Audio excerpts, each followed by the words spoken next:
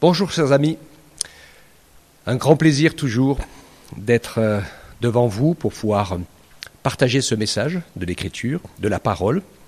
Je voudrais aujourd'hui aborder un thème un peu particulier, aborder la parole de Dieu avec, j'ai donné comme titre à mon message, la temporalité de la parole de Dieu.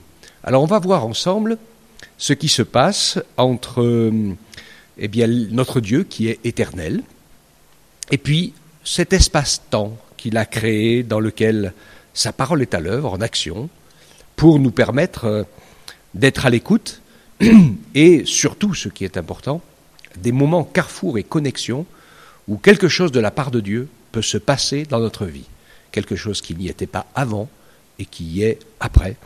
Et ça, c'est tout à fait impressionnant. Alors pour cela, je voudrais lire en introduction avec vous quelques versets dans l'Épître aux Hébreux, au chapitre 3, à partir du verset 13, et nous lirons jusqu'au chapitre 4, juste le verset 1er. Il y a quelques versets. Mais exhortez-vous les uns les autres chaque jour, aussi longtemps qu'on peut dire aujourd'hui, afin qu'aucun d'entre vous ne s'endurcisse par la séduction du péché. Car nous sommes devenus participants de Christ, pourvu que nous retenions fermement jusqu'à la fin l'assurance que nous avions au commencement. Pendant qu'il est dit « Aujourd'hui, si vous entendez sa voix, n'endurcissez pas votre cœur, comme lors de la révolte. Qui furent en effet ceux qui se révoltèrent après avoir entendu sa voix, sinon tous ceux qui étaient sortis d'Égypte sous la conduite de Moïse. Et contre qui Dieu fut-il irrité pendant 40 ans, sinon contre ceux qui péchèrent et dont les cadavres tombèrent dans le désert? Et à qui jura-t-il qu'il n'entrerait pas dans son repos, sinon à ceux qui avaient désobéi? Aussi, voyons-nous qu'ils ne purent y entrer à cause de leur incrédulité. Craignons donc, tandis que la promesse d'entrer dans son repos subsiste encore, qu'aucun de vous ne paraisse être venu trop tard. Alors, voyez-vous, dans ce thème, je pense que ceux qui ont l'habitude de lire un peu la Bible, vous rappelez l'histoire du peuple d'Israël dans le désert. L'apôtre Paul, dans les Corinthiens, se sert de ce thème aussi aujourd'hui. Et puis, l'auteur de l'Épître aux Hébreux se sert aussi de ce terme d'aujourd'hui. Je voudrais parler de ce mot parce qu'il me semble tellement important dans nos vies, à nous, de chaque jour. Je voudrais vous dire quelque chose. Le message de Dieu, le message de la vie, le message de la réussite, le message de quelque chose qui se passe et de quelque chose qui change notre vie ou dans notre vie, c'est quelque chose que nous faisons aujourd'hui. C'est le mot de Dieu. Et le message de Dieu pour nous, toujours, c'est aujourd'hui. Le message du malin, le menteur, c'est demain. Attends demain, tu verras bien demain. Je ne sais pas si vous êtes comme moi, mais par expérience, je me suis rendu compte que quand je dois faire quelque chose, si je ne le fais pas aujourd'hui, eh bien, très souvent, je ne le fais pas du tout. Et ou alors à l'arrache au dernier moment, c'est une catastrophe, c'est mal fait, c'est affreux. Alors, il y a un moment où dans la vie, donc dans le temps, Dieu a créé le temps, il nous a créés, nous sommes limités dans le temps, lui, il ne l'est pas. Et donc, dans le temps, il y a des moments où, avant que je sois conçu, eh bien, je n'étais pas encore créé. Mais il y a eu un moment où j'ai été conçu. Il y a un moment où j'ai reçu la vie. Il y a un moment où on meurt. L'Ecclésiaste, dans son livre, dit il y a un temps pour toute chose. Un temps pour vivre, un temps pour mourir, un temps pour aimer, un temps pour haïr, etc. Et donc, c'est super important de saisir cet encouragement et cette parole et ce mot de Dieu pour nous qui est aujourd'hui. Alors, premier élément, la bonne nouvelle de l'Évangile. Tu peux être sauvé aujourd'hui. 2 Corinthiens 6,2, il est dit « Au temps favorable, je t'ai exaucé, au jour du salut, je t'ai secouru, voici maintenant le temps favorable, voici maintenant le jour du salut. » Vous savez pourquoi ?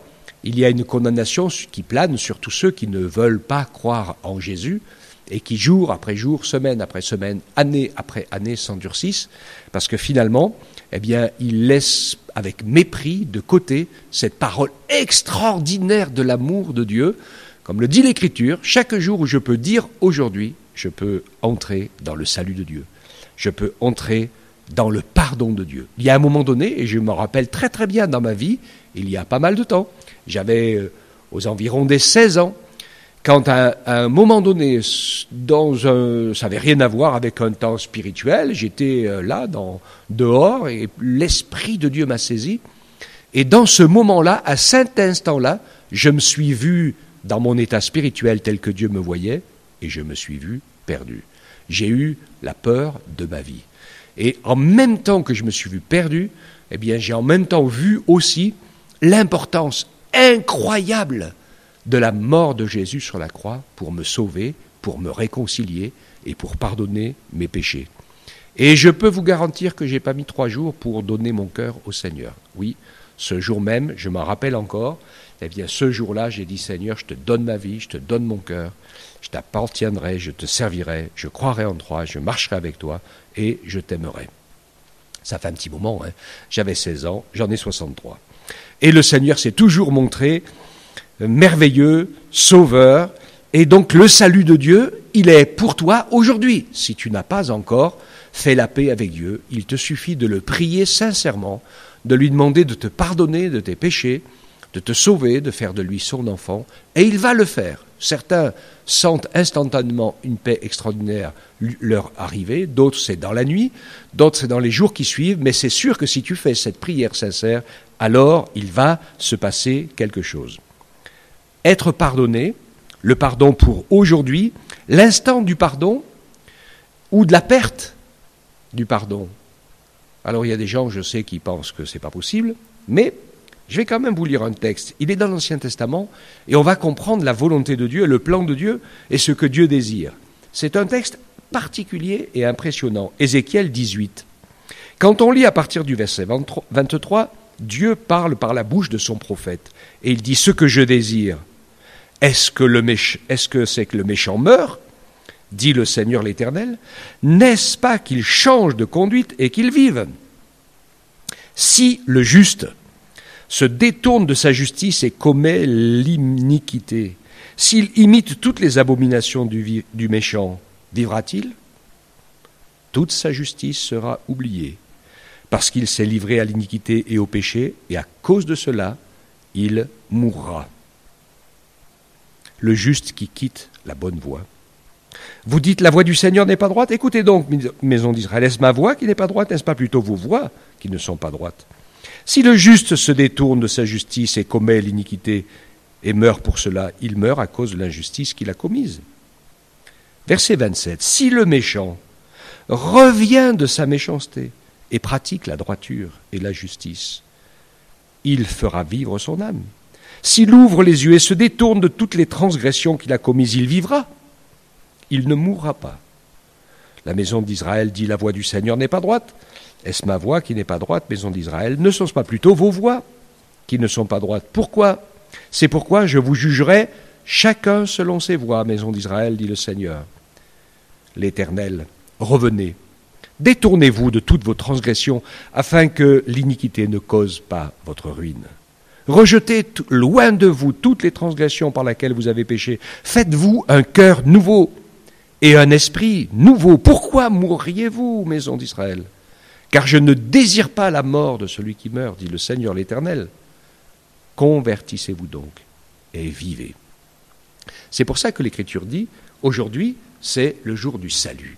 Et c'est quelque chose de formidable. J'aime beaucoup ce texte d'Ézéchiel. Il est impressionnant parce qu'il nous montre que le Seigneur essaye par tous les moyens possibles de pouvoir nous garder dans la voie de la foi et de la justice, parce que l'Écriture nous rappelle que la justice, c'est la croix.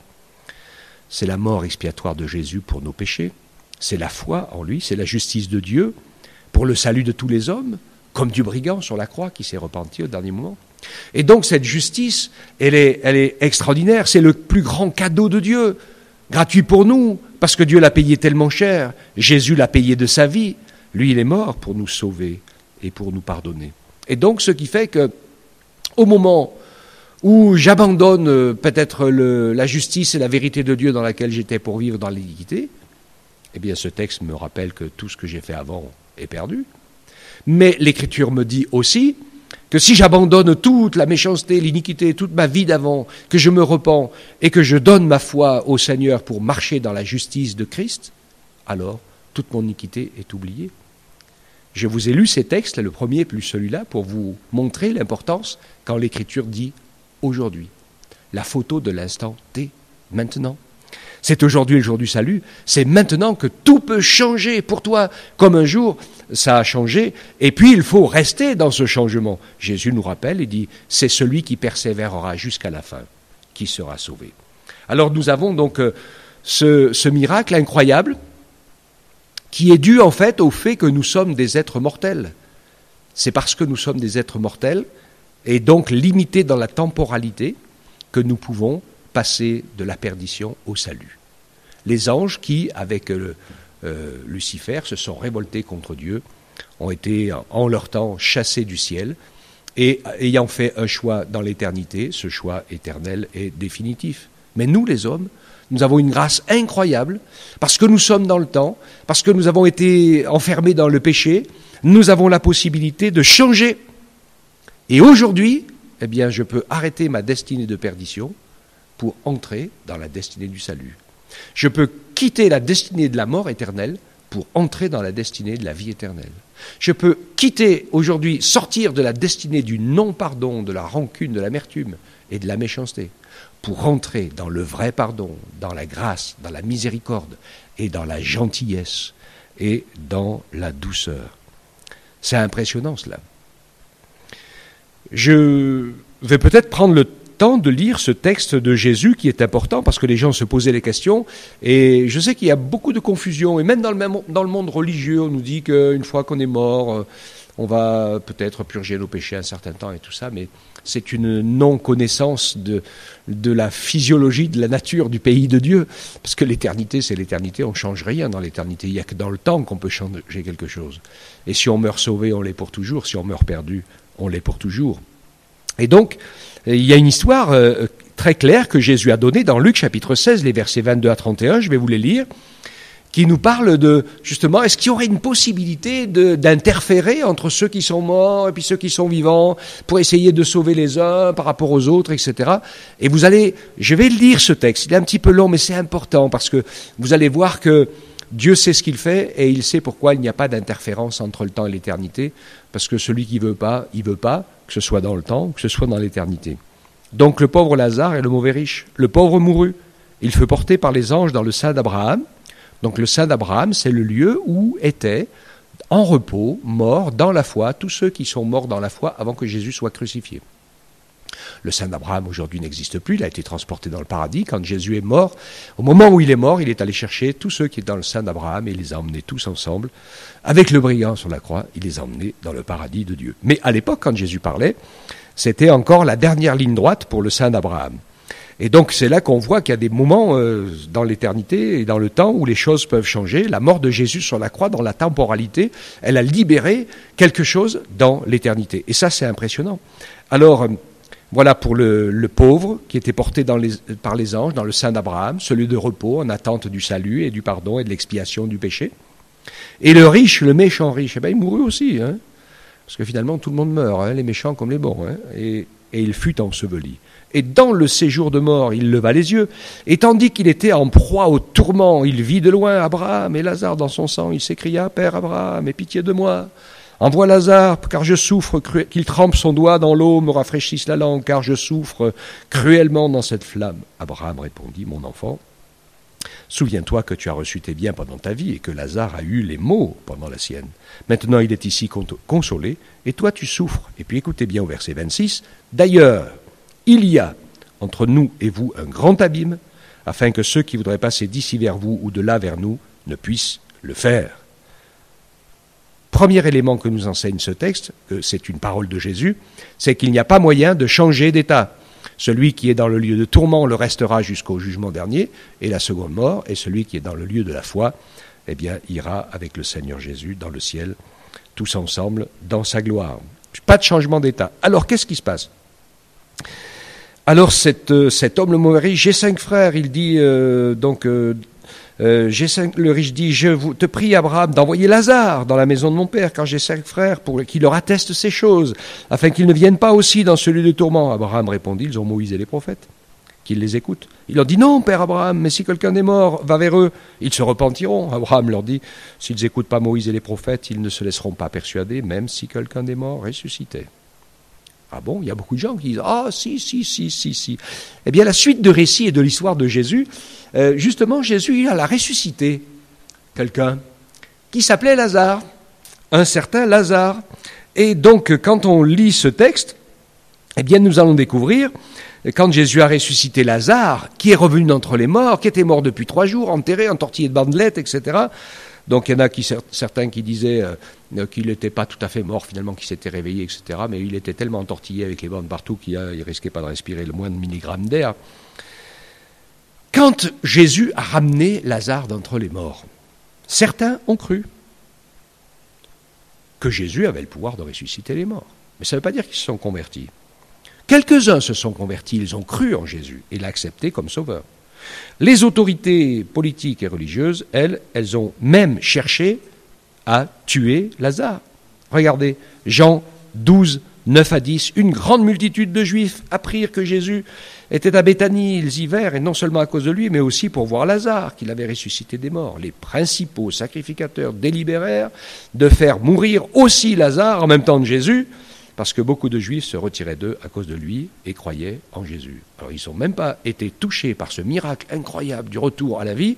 Eux, ils avaient déjà décidé de tuer Jésus parce qu'il les gênait, et même une résurrection après 3 jours de mort, ils voulaient tuer aussi le ressuscité pour que tout le monde se taise. Vous imaginez pourquoi le Seigneur, dans sa parole, au travers de la bouche d'Abraham, dit, si quelqu'un revient des morts, ils ne le croiront pas, même si il n'y a personne, des gens qui ne voulaient pas, qui sont allés voir Lazare et qui lui ont dit, voilà, explique-nous comment c'était de l'autre côté, tout ça, mais rien du tout. Hein.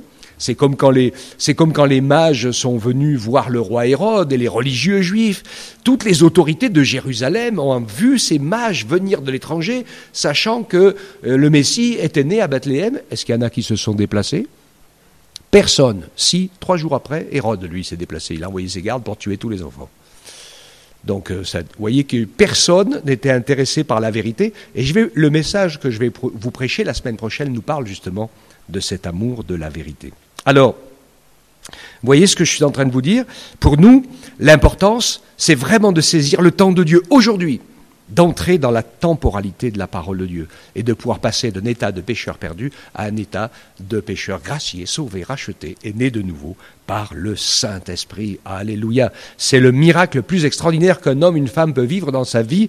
C'est le conseil que je donne à chacun. J'aimerais que même si vous avez tout raté dans votre vie, pourvu que vous ayez réussi de croire en Jésus et à naître de nouveau, c'est la chose essentielle parce qu'elle vous ouvre la porte du ciel. Alléluia. Eh oui. Certains ont déjà brûlé toutes leurs cartes, ils sont dans le temps, mais leur destination éternelle est déjà terminée. Hébreux 10, 26 à 27 nous dit « Car si nous péchons volontairement après avoir reçu la connaissance de la vérité, il ne reste plus de sacrifice pour les péchés, mais une attente terrible du jugement et l'ardeur d'un feu qui dévorera les rebelles. » Alors, pour terminer, 2 dernières lectures, Hébreux 3.13, qui dit « Mais exhortez-vous les uns les autres chaque jour, aussi longtemps qu'on peut dire aujourd'hui, qu'aucun de vous ne s'endurcisse par la séduction du péché. » Oui, la séduction du péché endurcit notre conscience, endurcit notre cœur, endurcit notre réflexion, et on se dit « Je vais réfléchir, et je verrai demain. » Moi, j'ai vu des personnes qui, pendant un certain temps assez long, ont écouté l'Évangile sans jamais se décider à suivre Jésus. Eh bien, au bout d'un certain nombre de semaines, de jours, de semaines, de mois, voire d'années, eh bien, ça devient de plus en plus difficile de le faire, et nombreux sont ceux, en fait, qui ne le font jamais.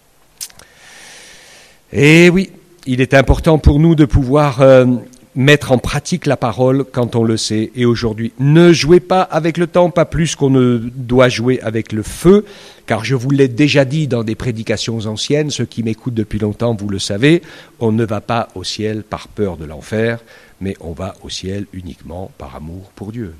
Donc c'est important pour nous de nous déterminer aujourd'hui en nous laissant toucher par le Seigneur Jésus. Il n'y a pas au monde quelqu'un qui vous aime autant, aussi fort, aussi vrai, aussi bien, aussi efficacement que Jésus lui-même. Et ce qui fera la détresse, la peur, la perdition, les grincements de dents pour ceux qui ne l'auront pas voulu, c'est de se rendre compte qu'il aurait suffi de dire oui quand c'était aujourd'hui pour être au ciel avec tous les autres. Parce que, Matthieu 22, 11 à 14, un jour le roi entra pour voir ce qui était à table dans la salle de noces, et il aperçut un homme qui n'avait pas revêtu un habit de noces. Il lui dit, mon ami, comment es-tu entré ici sans avoir un habit de noces? Cet homme eut la bouche fermée. Alors le roi dit au serviteur, liez-lui les pieds et les mains, jetez-le dans les ténèbres du dehors, où il y aura des pleurs et des grincements de dents, car il y a beaucoup d'appelés, mais peu d'élus. Ce texte de Jésus est très clair, il montre que si exceptionnellement, parmi les milliards d'êtres humains qui ont vécu sur tous les temps, s'il y en avait un qui avait paru assez juste pour se dissimuler au milieu des rachetés de la salle des noces, s'il n'a pas le vécu aujourd'hui de la nouvelle naissance et de la rencontre avec Jésus, avec le pardon de ses péchés, c'est impossible d'y rester. L'habit de noces, c'est l'habit de la délivrance du péché que Jésus te revêt et avec lequel il te recouvre quand tu viens à lui, que tu lui demandes pardon et que tu lui donnes ton cœur, que tu lui donnes ta vie et que tu deviens ton disciple. Donc je termine ce message d'aujourd'hui en vous disant, aujourd'hui, si vous entendez la voix du Seigneur, n'endurcissez pas votre cœur, mais donnez-le lui, suivez-le. Et pour vous qui connaissez déjà le Seigneur et qui avez déjà répondu oui à cet aujourd'hui, peut-être que le Seigneur vous demande de faire quelque chose. Moi, ça m'est arrivé, où le Seigneur me disait, tu devrais faire ça ou aller là, et j'y ne suis pas allé aujourd'hui. Eh bien, la personne n'était plus là, ou elle était morte, ou la situation d'aujourd'hui ne se reproduira pas demain. Comme disait un jour VRP qui formait des jeunes pour se présenter, pour aller chercher du travail, il dit, vous n'avez jamais une deuxième chance pour faire bonne impression la première fois. Parce que la première fois, il n'y en a qu'une. Et donc pour nous, eh bien, c'est tellement, tellement essentiel de ne pas mépriser le aujourd'hui de Dieu et de le saisir quand c'est le moment, parce que demain ne nous appartient pas. La Bible nous dit que Jésus-Christ, et je termine avec ça, Jésus-Christ est le même hier, aujourd'hui et éternellement. Il ne dit pas demain, parce que demain ça n'existe pas. Ça n'existe pas et ça n'existera pas, ça sera aujourd'hui si jamais il est là, ça sera le aujourd'hui. Il y a hier, parce que Jésus pardonne nos péchés d'hier, Jésus pardonne nos péchés d'aujourd'hui, et une fois qu'on a reçu Jésus comme notre sauveur, eh bien aujourd'hui on est sauvé pour l'éternité. Amen. Que Dieu vous bénisse tous et qu'il vous accorde sa grâce. Prions ensemble. On te remercie Seigneur pour le aujourd'hui que tu as envoyé dans des millions et des millions de vies au cours de tous les temps. De ces femmes, de ces hommes, de ces enfants, de ces vieillards qui ont dit oui à l'appel du aujourd'hui de Dieu et qui sont passés de la mort à la vie, de la condamnation au salut, de la condamnation au pardon et à l'éternité. Merci de ta grâce, merci pour ton amour extraordinaire, merci parce que nous sommes encore sous le temps de la grâce, mais notre cœur bat dans notre poitrine aujourd'hui. Personne ne sait si mon cœur battra encore dans ma poitrine demain. Alors Seigneur, aujourd'hui, je veux te suivre, je veux te prier pour ceux qui sont hésitants. Donne-leur la force de te dire oui aujourd'hui, Seigneur, pour que tu puisses les sauver, les racheter, faire d'eux tes enfants et les faire entrer dans ce chemin nouveau que tu as préparé pour chacun d'eux. Que ton nom soit béni, Père, au nom de Jésus. Amen.